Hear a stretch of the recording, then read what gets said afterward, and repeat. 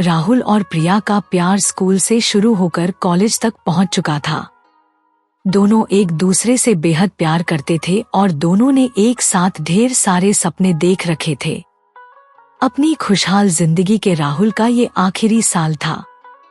College में शाम को मिलने की बात कहकर प्रिया ने फोन काट दिया था। राहुल ने घड़ी देखी तो अभी दिन के 3 बज रहे थे। वह प्रिया से मिलने के लिए बेचैन हो रहा था।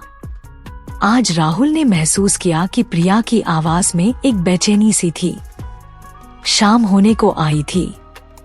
अचानक राहुल के घर की घंटी बजी और इससे पहले कि राहुल दरवाजे तक पहुंचता, उसकी मां ने दरवाजा खोला।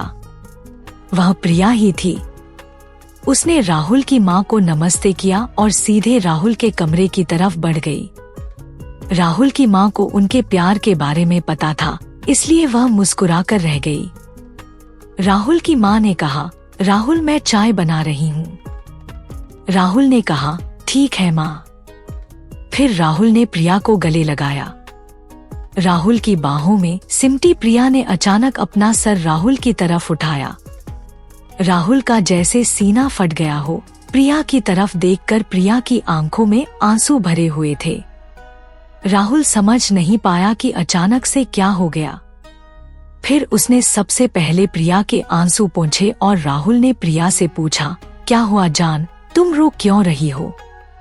इतना सुनते ही प्रिया जैसे और टूट गई और बिना आवाज के वह और रोने लगी। उसकी आंखों से निकलते आंसू राहुल का सीना चीर रहे थे। राहुल से रहा नहीं गया और उसने सबसे पहले दरवाजा बंद किया ताकि प्रिया के रोने की आवाज कमरे से बाहर न जाए। फिर उसने प्रिया को अपने बिस्तर पर बिठाया और खुद नीचे फर्श पर बैठ गया। प्रिया का हाथ अपने हाथों में लेकर उसने प्रिया से कहा, जान बोलो, ऐसा क्या हो गया कि तुम इतना रो रही हो? तुम्हें पता नहीं मेरे दिल पर क्या गुजर रही है तुम्हारे आंसू देखकर। अब प्लीज बताओ क्या हुआ है।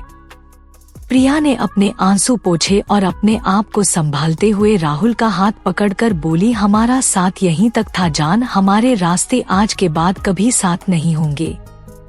राहुल को जैसे एक झटका लगा। उसने प्रिया के हाथ को कस के पकड़ा और बोला, क्या पागलों जैसी बातें कर रही हो तुम? होश में तो होना। प्रिया की आंखों से फिर से आंसू टपकने लगे। उसने राहुल को अपने पास बिस्तर पर बिठाया और उसका हाथ पकड़कर बोली, जान, अब मैं किसी और की पत्नी बनने जा रही हूँ। पापा ने आज ही मेरा रिश्ता तय कर दिया और घर में सब बहुत खुश हैं। राहुल पागलों की तरह उसकी तरफ देखकर प्रिया की बातें सुन रहा था। उसे समझ नहीं आ रहा था कि वह कैसे और क्या बोले। फिर थोड़ी देर बाद जैसे उसे होश आया, उसने प्रिया की आंखों में झांक कर कहा, तुम मजाक कर रही हो ना जान। हालांकि राहुल की आवाज कर रही कंपन खुद राहुल को बता रही थी कि वह जानता था कि अब सब कुछ खत्म हो चुका है और प्रिया मजाक नहीं कर रही है। प्रिया ने उसके सवाल का जवाब नहीं दिया। अपने चेहरे को दुपट्टे से पोंछकर उसने राहुल से पूछा, क्या तुम्हें यह सच में मजाक लग रहा है?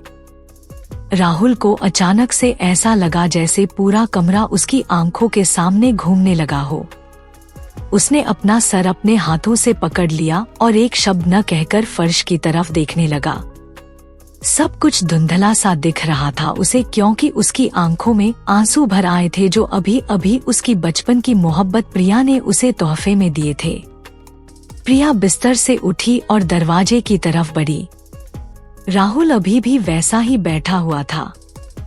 प्रिया ने जब राहुल का नाम लेकर पुकारा तो राहुल हैरान होकर प्रिया की तरफ देखने लगा।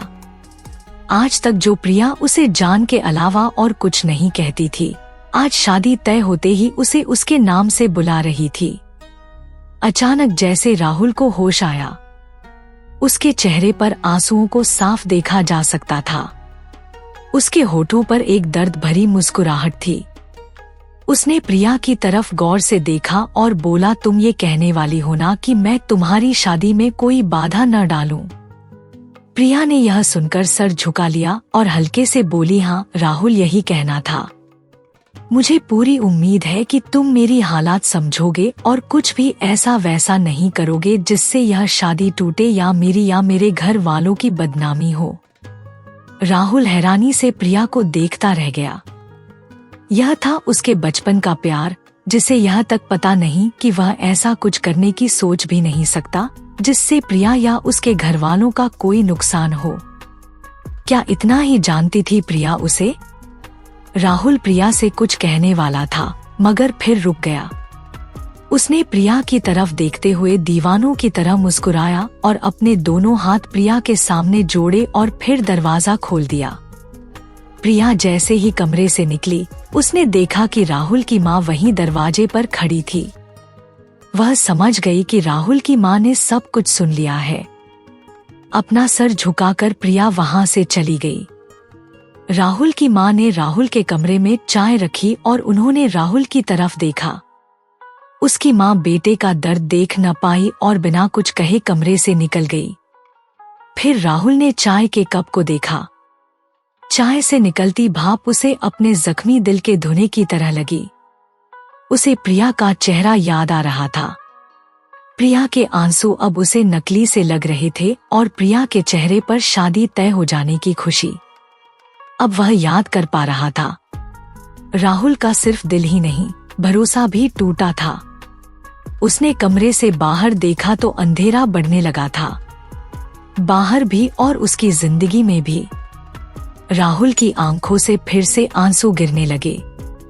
उम्मीद है कि आपको यह कहानी पसंद आई होगी। अगर कहानी पसंद आई हो तो हमें कमेंट करके जरूर बताइएगा।